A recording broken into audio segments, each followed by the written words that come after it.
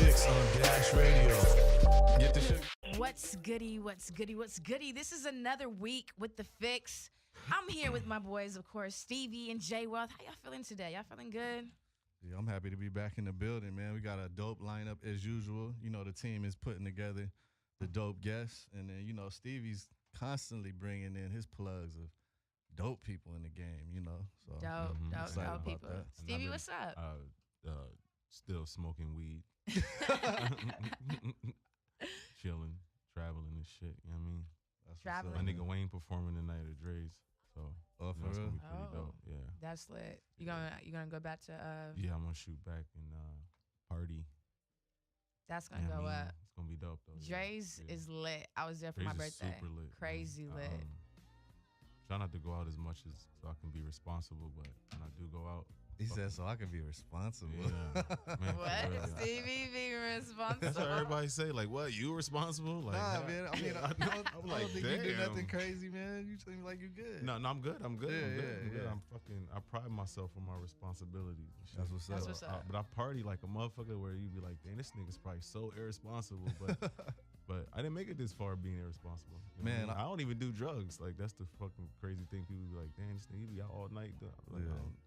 You just loving life, man. Yeah. I just enjoy the air, like paying Yeah. attention, research and development. You know what I mean? I might see some shit. I might come up with some shit that night. Yeah. But, you know, inspiration and shit. So Yeah. So I was in the store in San Diego and I seen DGK drop some new dope shirts. They had from what was it? Don't Be a Menace. They had with the cheeseburger? Yeah. No, it was yeah. another one. It was the one with Marlon. When he's just like a close up on him from Oh, yeah, Don't Be a Menace. Yeah, that one just dropped. Yeah, that shit is Them hard, shirts man. Is killing Them it right shits is now, hard. bro. I mean, DGK is for the culture, man. I love Yeah. everything on DGK, y'all. Yeah, Hey, what's that's up? I need to be a model for DGK. The fuck? In due time, my friend. In due time. my friend. It will work itself out. What's up with Jordan, man? What's going on with that, man? Jardine is lit, yo. I mean, I got a nice little situation over there that helped them with marketing and shit. Okay. Helped them with branding, being a brand ambassador. You know, smoking weed, chopping it up. It's crazy because they got like the dispensary, and then right next door is like a marketing department and shit.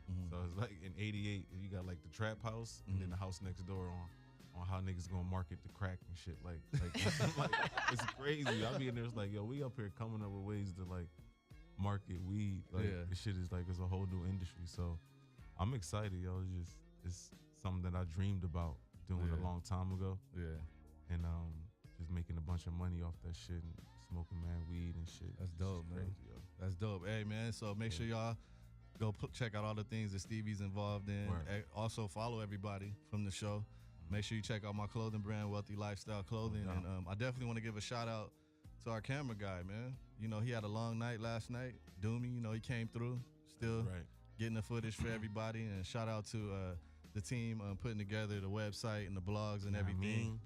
So, but let's get into these previews of the hot topics that's what's going to come in the second hour and tell everybody who's going to be chopping it up with us to talk about the hot topics. All right, so we have Chris Sells. I don't know if you guys know who Chris Sells is. Do you all know who Chris Sells is? Nah, He was dating Queen Nija, the new artist. She's like from New York. Okay. She's up and coming, but she still has like a huge following. And you know what? I'm just gonna wait till we talk about it in the second hour because that's a juicy story.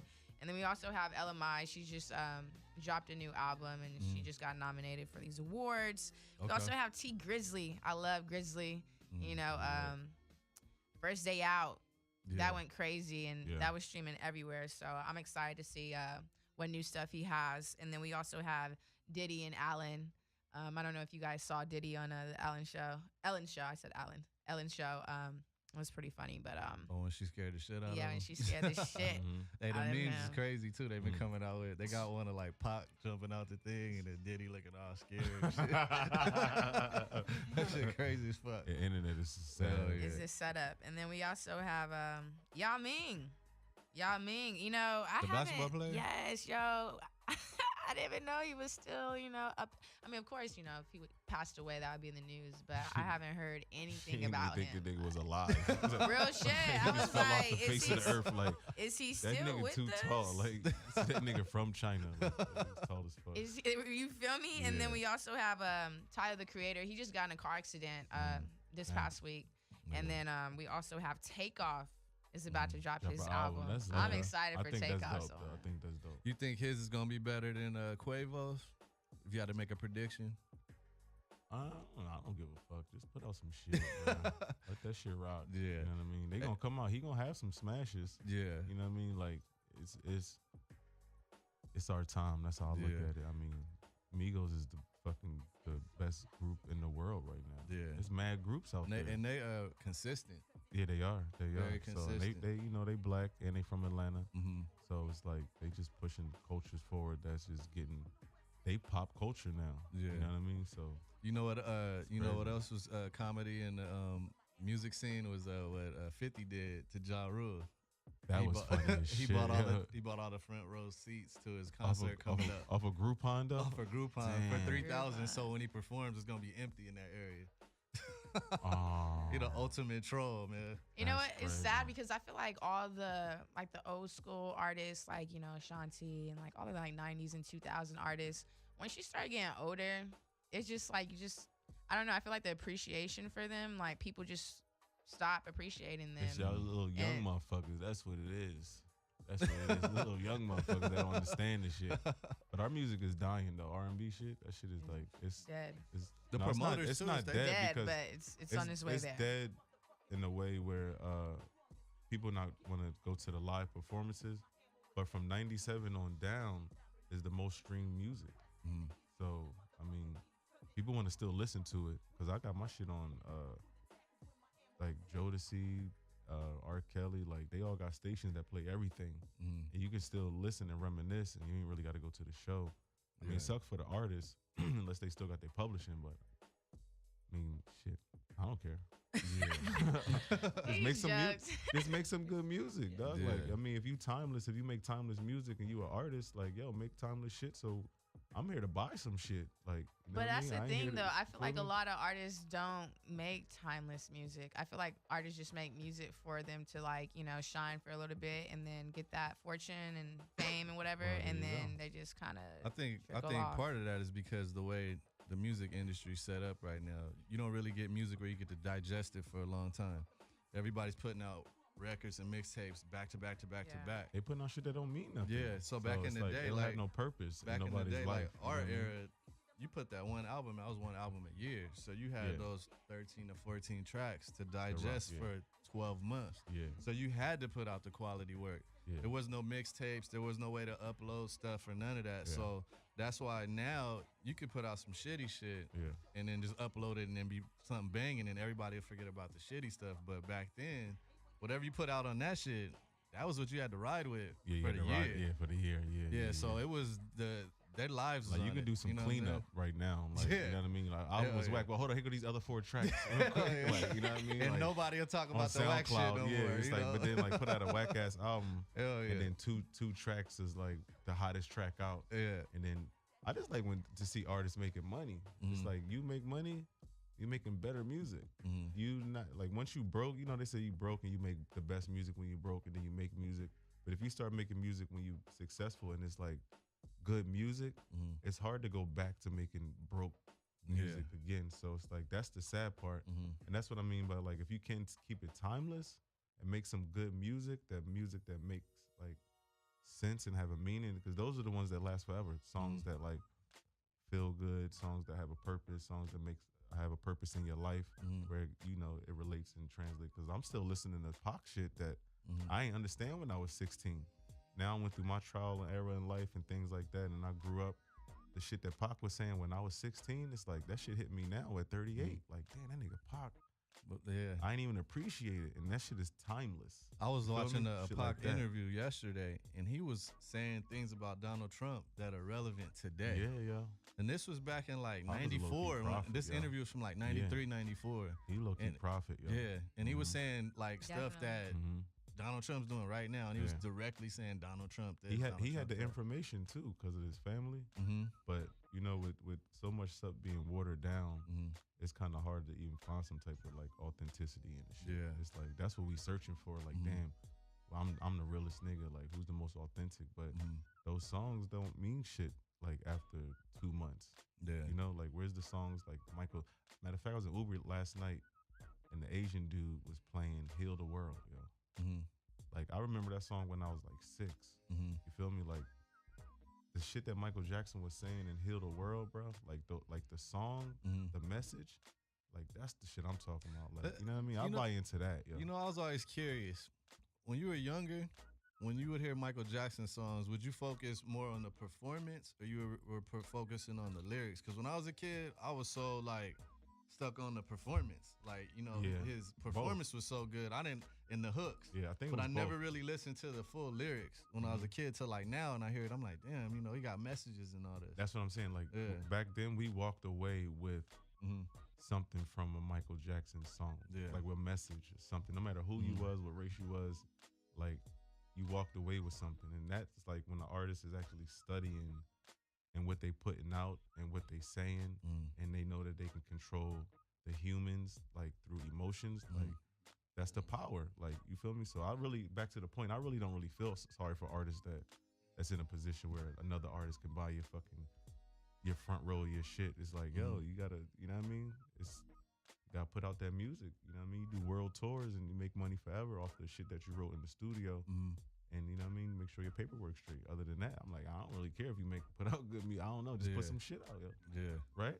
Yep. Yeah. That's what I'm here for. Like, yo, I'm here for you to give me something. Yo, what's your And message in your that's the motherfucking main movie? reason, though. I feel like nowadays that we have this feeling of like, substance is no longer here, like the content's no The longer kids, here, because you these always days, they saying don't want like no message. you need one album. You all dropped one album and you had that for the whole year. I didn't even know that. Like growing up, I mean, as a kid, like Oh, I you didn't know. that's how it was set I didn't know up. how that's how it Nah. was set up.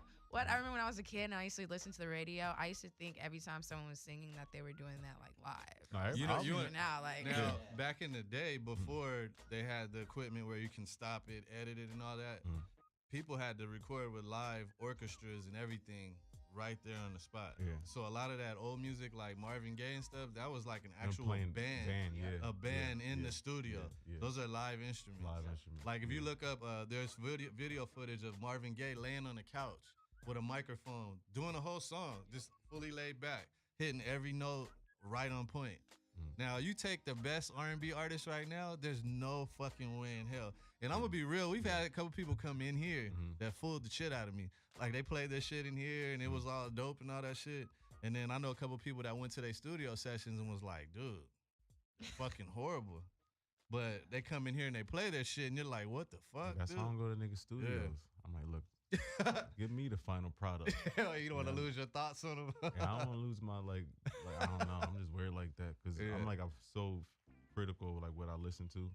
Sometimes it's like, damn, I could listen to some dumb shit, but the beat is dope. Yeah. But if you're a real artist like me, like an artist in your craft, then yo, you take your shit serious though. You know what I mean? You being that motherfucker, you want to create things that can affect people's lives and their livelihood. Like, you know what I mean? Like it's weird. Like that little pump song in Kanye. Kanye, I do not play that shit in the car. Dog. Oh, like, yeah, the fuck man. is you talking about? Like, like I really think that nigga's responsible for introducing my daughter to fucking porn. And that's why I'm not really fucking with none of that shit. So the message is Which artist did that? Kanye West. Oh, okay. Kanye West and Lil Pump, like that's where I'm at right now with my 14-year-old daughter. Yeah. You feel me? Like, and they making it cool to promote like you porn and like See, that shit ain't cool, I'm just man. like, yo, whoa. Yeah. Hold the fuck up real quick. Like, nah, this message ain't being played, and like this shit gets no play in my ride. Like, Yeah, that's why I was saying. I'm like, back to playing Wu-Tang and all that shit in the car. Like, Yeah. you know, kids be like low key turned up yeah. because when they get older, they just gonna know like that's my oldies right there. Wu-Tang, Fat Joe, like real hip hop, and I'll be in the car letting them niggas know like, yo, this is lyrical shit. You know what I mean? I don't know what the fuck y'all niggas listening to, but this the lyrics. You feel me? Lyrics they meant more. Hip hop, yo. Don't play that shit in my car no more. I ain't trying to hear that shit. No more. We don't want to hear that shit, No, but the message is off though. Yeah. You know what I mean? So even Ashanti and them had messages, But it seems like today, the kids do not want a message, and that's we like. Yo, whoa. Music is about the message, and the kids is like, hey, fuck a message. Like, put that beat on. And then when you get the OGs in the game that try to point that out, like you just said, the younger people say they're hating. But they just can't get their point across, and it's like that's when it becomes a gap in the communication. And we all know, like, it's frustrating like a motherfucker to be telling a little young nigga what he should be doing when the nigga ain't listening. Yeah. Like, a lot of niggas don't got time for that. But I think a lot of people are coming together to making sure that some people actually, you know what I'm saying, bridge that gap. Because it's important to educate, like, Codigo and, like, a lot of other young people that's striving for that information that we had access to that's damn near no longer around. Yeah. You know what I'm saying? So we got to, like, low-key step it up and just communicate and get our point across to them in a way where they can, like, receive the message and then, like, kind of duplicate that era. But it's about to come, though. Right? It's at mid-90s. It's about to hit them 2000s, and that's when, you know, broke niggas that was broken in the mid-90s start making that bread, and that era's about to come. So, you know, we got a lot to look forward to. Yeah, I'm looking forward to it, most Yeah, definitely. bro. What I'm really looking forward to is the guy that we have sitting with us right now. We about to interview. Stevie, go ahead and introduce him, man. All right, first and foremost, this is my man, Danny Minnick. You feel me? We go way back, like 20 years. Wow. Maybe more. Yeah. 92, 3, 4. One of those motherfuckers. One of those years. Old as shit out We're there. old, yo. I gotta wear glasses now with text. Text was big as shit. I was like, yo, dog, I can read that shit from fucking across the room out this motherfucker. Like, but this my nigga though. Yeah. Like, you know, skateboarding the culture has been, you know, very topsy-turvy for a lot of us. Right. And in life, you know, when shit don't go, when shit start to go left, you gotta make the transition, whether you fucking still involved in it or not. Skateboarding has always been like our vessel to a new world, you know. So he was able to transform his skateboarding career into like this huge, you know, eclectic art world that's super hard to get in with the actors and all that little shit. Like, you know, he made a lot of progress. You know, we all watch each other, even though we don't see each other every day, but we all watch each other, like, you know, especially with Instagram and shit. So, you know, to see him nigga selling fucking $50,000 paintings out this bitch. Yeah, man. I was had the new Jordans on. I was like, oh, this nigga eating. Like, you know what I seen his IG last week. Yeah, I was like, man, he got some dope art. Look, man. he in them circles, you know what I mean? And I'm like, you know, it's like when you see people that you personally know, you know, mixing and mingling in circles that you know, like, you ain't gonna never fucking be in, or like, you gotta do the work and shit. And like, just seeing my man out there doing his thing, it's like, wow, like, you know what I mean? That shit is lit though, you know what I mean? Like, for real, yo. So, Man, I love watching Stevie skate on Instagram lately. So clean, so smooth, and OG. Know Stevie for a long time. But when Stevie's talking about the youth and stuff, it's like all of us who've, like, artists, we've thrown down and just done the work. It's about the work, and the result will come, whatever the result is. And I just feel like the new generation is just all about being famous and all this and not doing the work. And like how you say, like, some artists, like, they sound good when they come in, then you go to the studio. It's like, you know, it's like recently I just watched Quincy Jones's documentary. That's the most beautiful documentary I've ever seen, man. And where he came from, like, where he's gone and what he does is so inspiring to me. One of my artist friends is like getting kind of spun out, and I said, yo, man, you got to watch this documentary. You know, you come from that same background. You don't need to choose that style of living, you know? And I'm just grateful because, you know, skateboarding, if you're a skateboarder, we're like that 1%. You just learn how to hustle. You learn like the true love of dedicating your life to a piece of wood, you know what I mean? And there's millions of people that have done it, and there's that 1% that made it. And I've always kept in contact with my friends, even if they were broken in the street or if they got homes in Hollywood Hills. That don't matter to me. What matters to me is my essence of being a true person that I am, and I never turn my back on my friends. And I'm just pleased to be here. I mean, seeing with Stevie alone, man, is an icon to, like, to where he's from, where he came from, and what he did in the industry, mind blowing. You know what I mean?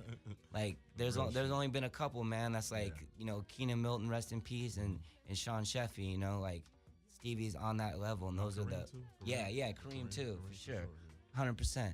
Do you guys ever, you know, reflect and look back and think, like, how you guys are the pioneers to skating. You know, like if you look back at hip hop, you know, you got like your Run DMCs and all that, and the Beastie Boys, Def Jam. They're the pioneers to hip hop, but you guys are the pioneers to skating.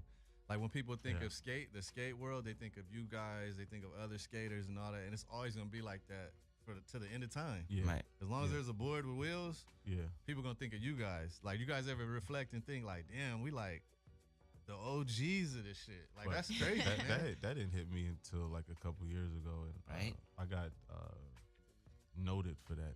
So you know, out of the most influential skaters of all time, Yeah. out of the top 30, I'm number 27.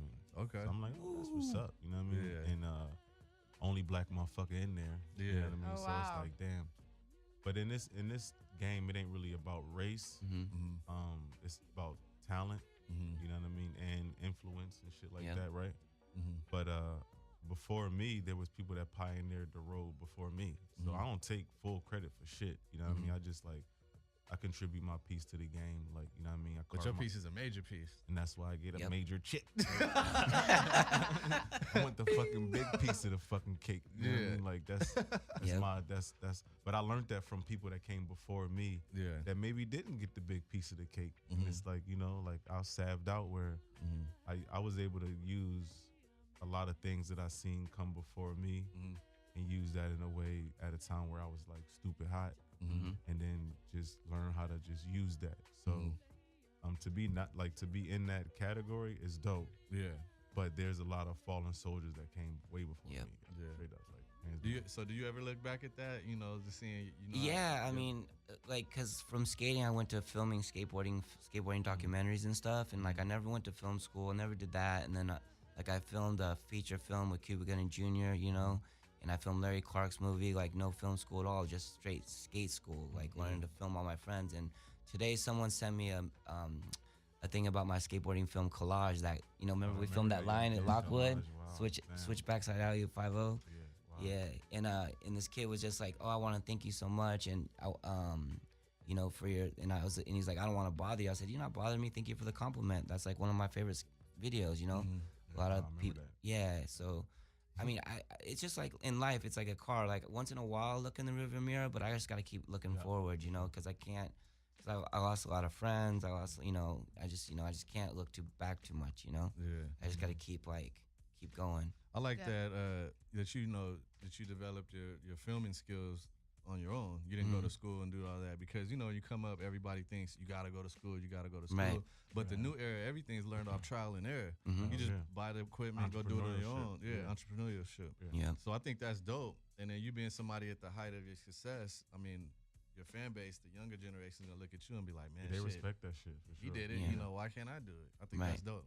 Yeah, you're a true artist, and I feel like because I'm an artist as well, and you know, so you went from skating, you know, then you did the whole, you know, videographer, you know, filming your friends, and then you do art as well, Yeah. and that just shows like your creative space. And I feel like sometimes when you go to school for like being an artist, I don't really like having teachers trying to tell me how to be an artist because I don't feel like you can really Right. tell someone how to be an artist. I feel like you just go out there and do that shit. And that's what you were doing. So I want to know, you know, I was looking at your Instagram and I was seeing some of your artwork, and it's very interesting, you know, and everyone you. perceives art differently. And I wanted to know where do you get some of your style from?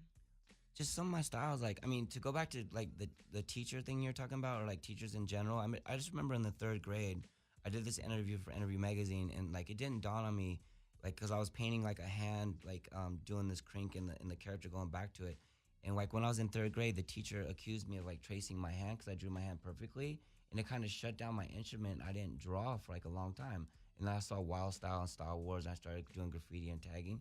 But like, you know how you get blamed for like lying that something you didn't do. So like, it was weird, man. When I talk about teachers like in art school, like I watched the thing about Picasso and like the teachers telling him you need to stay in the lines and all that, and like, you know, you can't teach talent, man. It's like God given, like, you know. And then a lot of people, like even in the industry of acting or, you know, skating or whatever it is, it's some people that are in charge now that didn't make it, so they got kind of this like, It's salty. yeah, they're a little salty, like, you know. So how I got really into painting was like I did the Shaun White. I was a stunt double, that double gold champion, and like like at the end of the take, like they said I was done, but then they took the ramp apart and it's like a 50-foot ramp. And I had to skate switch because he's regular and I'm goofy. So I had to skate switch and drop and switch. This thing's like 50 feet high.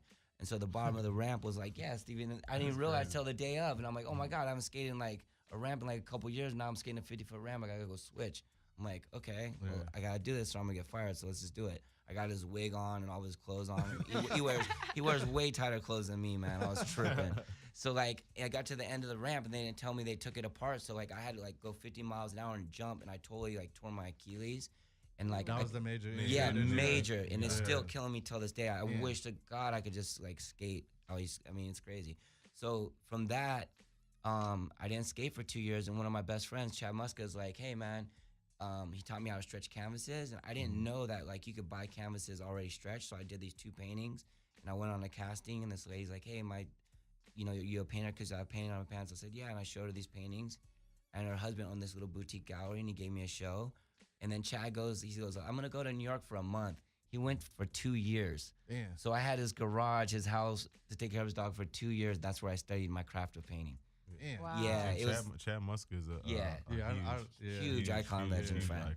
I remember when I was in high school, we people gonna used get to him on the show too. when I was in high school, the kids would buy his shoes, his skating he was shoes. the man, we got tails.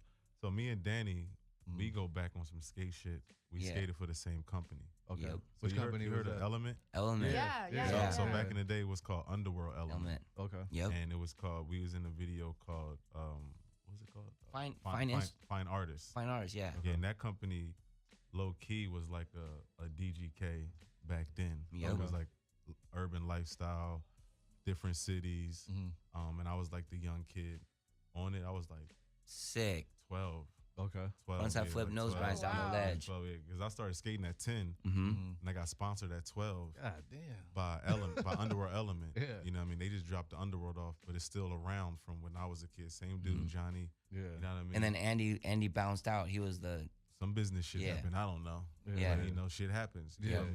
But they still around. They still making fucking millions. Millions. Like, Yeah. motherfuckers is guap the fuck up. Right. Like, it ain't even like, that's just whatever. But me and him shared a video together a long time ago.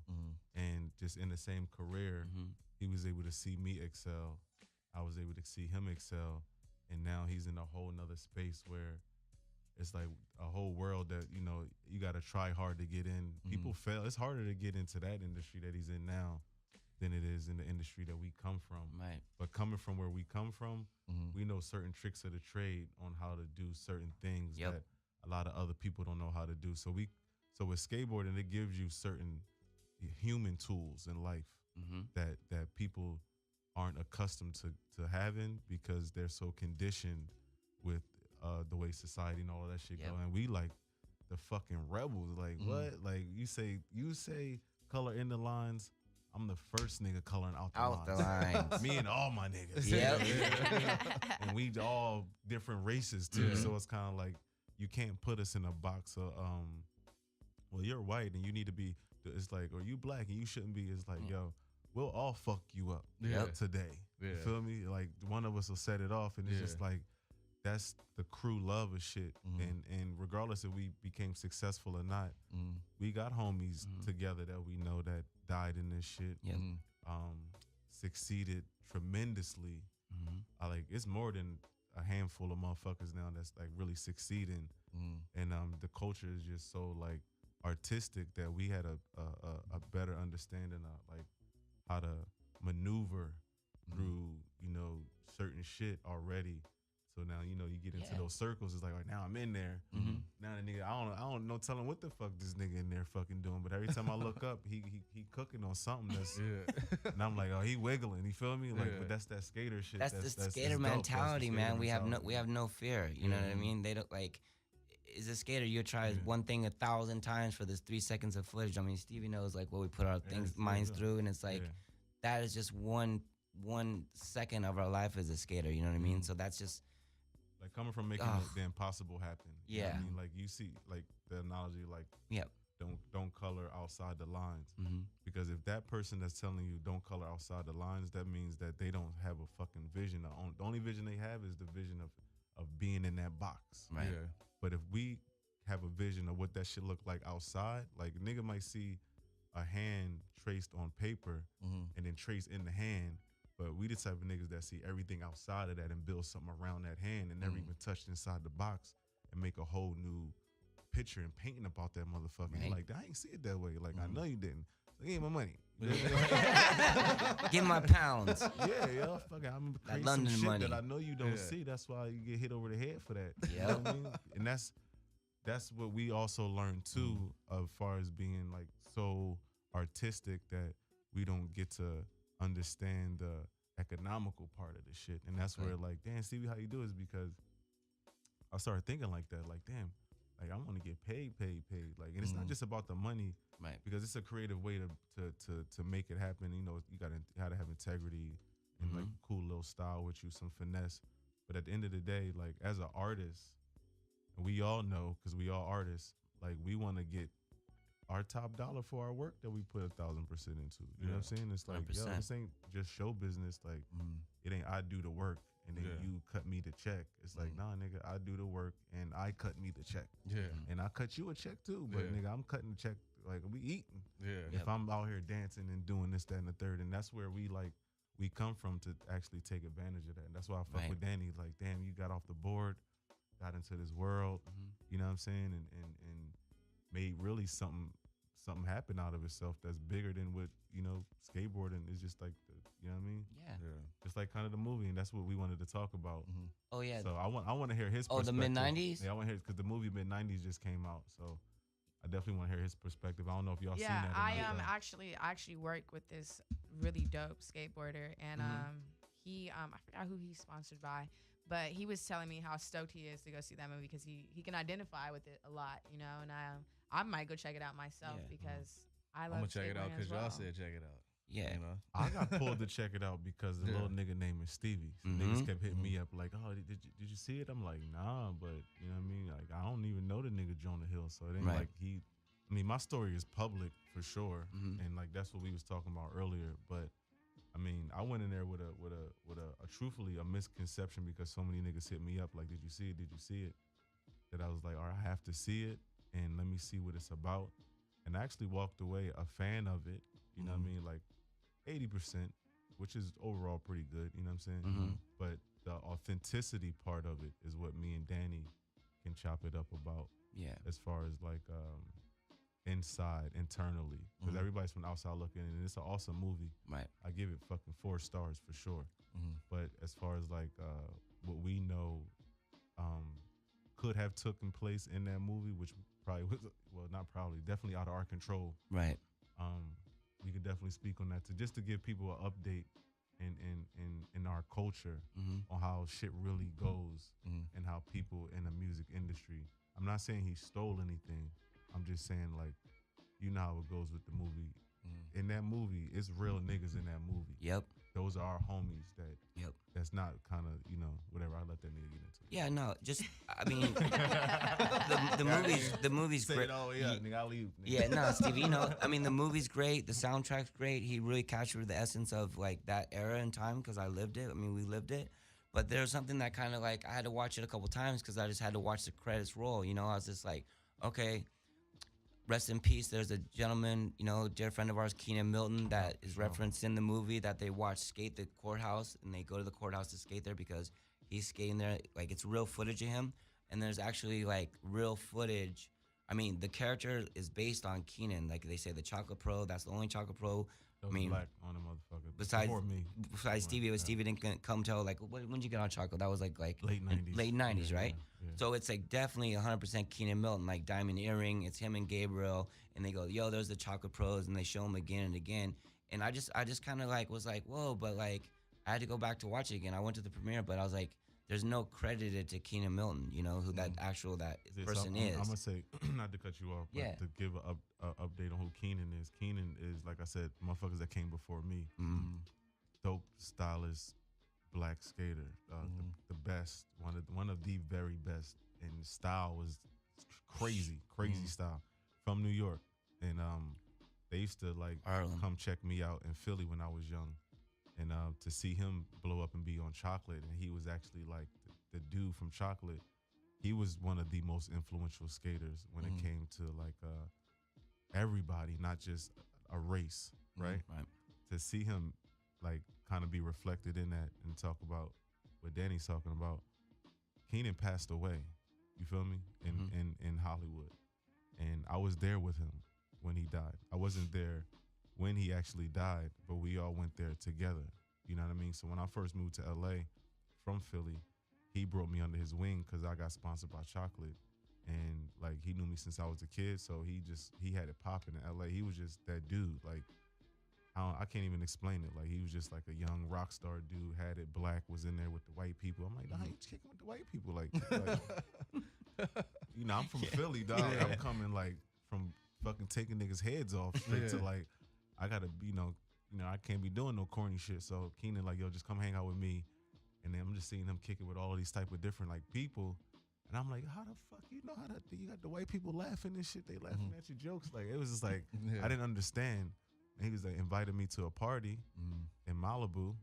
We got fucking wasted. Like, it was straight like Malibu. Like, I'm like, oh shit, this is before Instagram. Yeah. Before it was cool to pull out your camera and be like, I'm here. It was more like, it was special, you know what I mean? Enjoying to be the at moment somebody's and house. shit. Yeah, you know what I mean? Yeah. And I left and him and Lee Smith stayed. And me and Lee Smith had an apartment together at Park La Brea.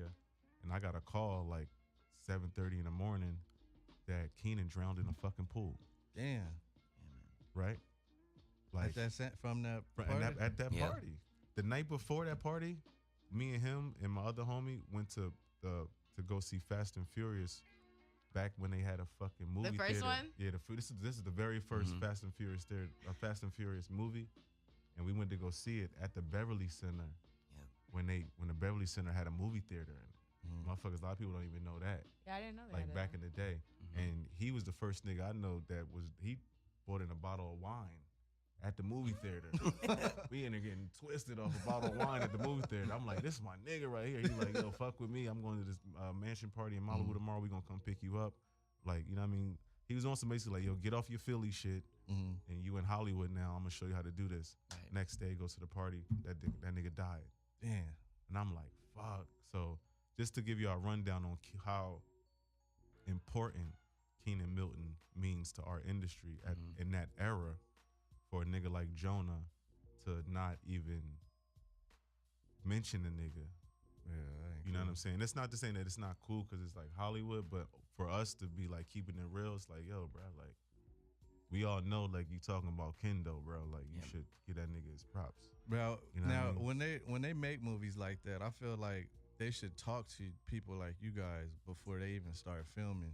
They couldn't have talked to me. And that point of I ain't had shit in the mid-90s. I was looking like I wasn't trying to fit in. Well, I mean, I was looking up get your looking up to them. opinion on the person that they're making the movie about, just to get some legit. It wouldn't have been references. me. Yeah. Yeah. I mean, it's people out there for sure, Yeah. and that's what Right. he's saying. Like, there's more than enough people that you can holler at for. But then sometimes people don't even want I mean, you want an authentic movie, but at the end of the day, like, he wasn't really fighting for that shit to be like 1,000% authentic. Like, it's still a movie at the end of the day. Yeah. You know, when they say don't take movies too serious, like, still a movie, my nigga. Yeah. But it's still real footage of him, Roll up. you know? Yeah. And it's still his character in there, Yeah. you know? But that's what's up. That's what's up. And I hope you continue to do. I know you're doing stunts out here, acting and painting and all that other stuff. Do you have anything else big coming up right now? Yeah, I have a show and I fly out in like 3 days. It's in Dusseldorf, Germany. It's like the fourth generation, like they represent Jewish novel. Dusseldorfs. Yeah, I don't even know. Dusseldorf.